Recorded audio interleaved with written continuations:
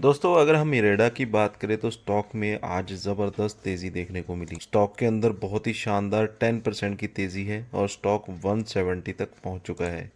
बाजार की तेज़ी के बीच में ये स्टॉक भी दौड़ने लगा है और इसके बीच में रीज़न क्या बने हैं इसके दौड़ने के, उनको समझने की हम कोशिश करेंगे।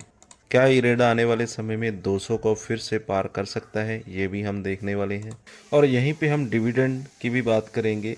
नेशनल पैराक्साइड लिमिटेड कंपनी ने डिविडेंड देने का ऐलान किया है, तो कंपनी का फंडामेंटल भी समझने की हम कोशिश करेंगे। तो आगे की रणनीति क्या है उसको जानेंगे हम इस वीडियो के माध्यम से।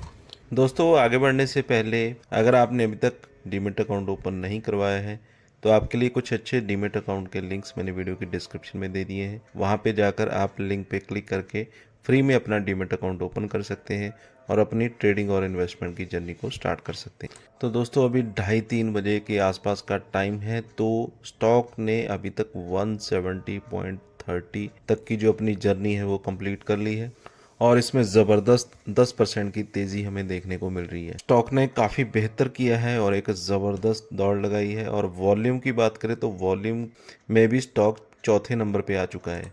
वॉल्यूम के मामले में इरेडा नंबर 4 पे अभी आ चुका है। तो देख सकते हैं पिछले एक हफ्ते के अंदर 20% की तेज़ी हमें यहाँ पे देखने को मिली है।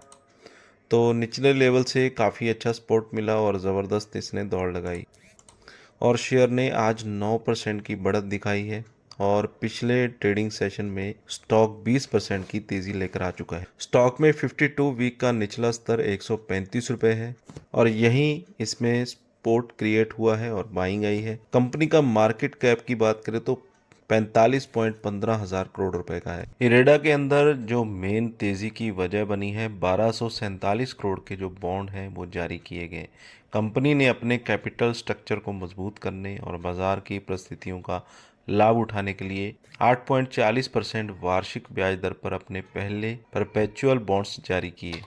और यहीं पे अगर बात करें तो इरेडा को असेसमेंट ईयर 2011-12 के लिए टैक्स डिपार्टमेंट से आंशिक रूप से राहत मिली है। 24.48 करोड़ की वापसी मिली है।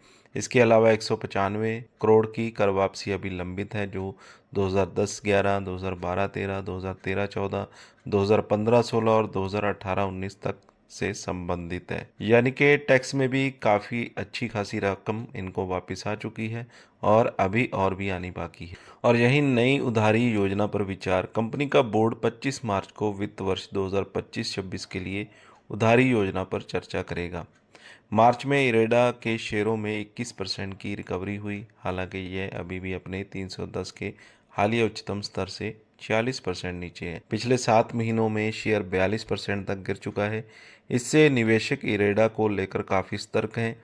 कंपनी का आईपीओ 32 रुपये प्रति शेयर पर आया था और जुलाई 2024 में 310 तक पहुंच गया, यानी इसने आईपीओ निवेशकों को तकरीबन 10 गुना का रिटर्न दिया है। और यही अगर हम बात करें तो आरबीआई का एक फैसला आया है। भारतीय रिजर्व बैंक ने कंपनी को नेपाल में 900 मेगावाट अपर कर्णाली जल विद्युत परियोजना में इक्विटी निवेश करने की अनुमति नहीं दी है, जिससे कंपनी के विस्तार योजना पर असर पड़ा है।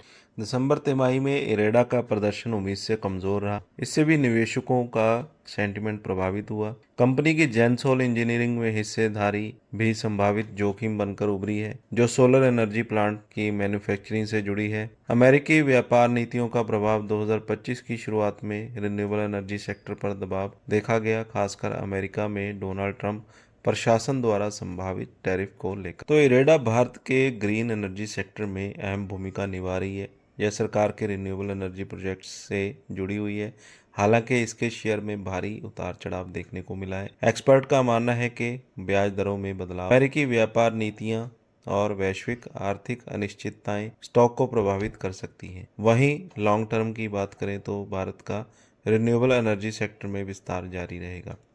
इरेडा को इसका फायदा हो सकता है। और यहीं अगर हम फरवरी की बात करें तो 42 म्यूचुअल फंड्स ने जमकर खरीदारी की है इरेडा में। 5 म्यूचुअल फंड ऐसे हैं जिन्होंने बिकवाली की है, यानी कि खरीदारों का पलड़ा यहाँ पे भारी है, अच्छा खासा भारी है। 42 म्यूचुअल फंड्स हैं। तो कौन कौन से म्यूचुअल फंड है जिन्होंने खरीदारी की है?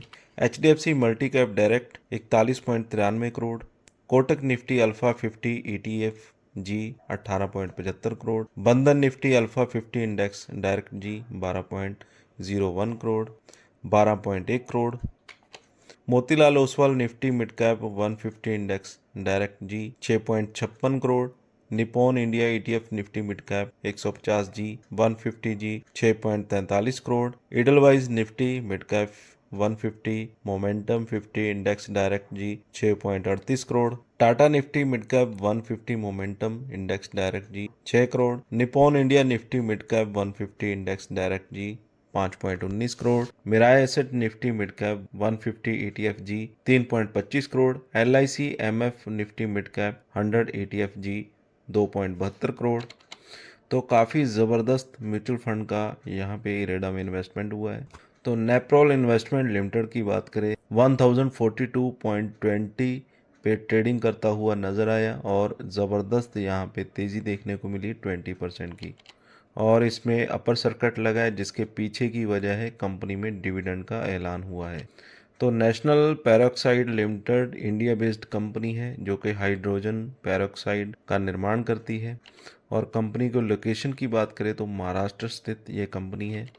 तो कंपनी ने यहाँ पे 9 रुपये डिविडेंड का ऐलान कर दिया है जिसकी एक्स डेट है 27 मार्च 2025, और 27 मार्च से पहले आपके डिमेट अकाउंट में अगर शेयर होंगे तो आपको इस डिविडेंड का फायदा मिल जाएगा। तो अच्छा खासा डिविडेंड कंपनी यहाँ पे देने जा रही है। कंपनी के रेवेन्यू की बात करें दिसंबर 23 में 1.07 करोड़ था, मार्च 24 में 0.29 करोड़, जून 24 में 0.28 करोड़, और सितंबर 24 में अच्छा खासा रेवेन्यू जनरेट हुआ 2.18 करोड़, और दिसंबर 24 में 1.39 करोड़ कंपनी का रेवेन्यू जनरेट हुआ।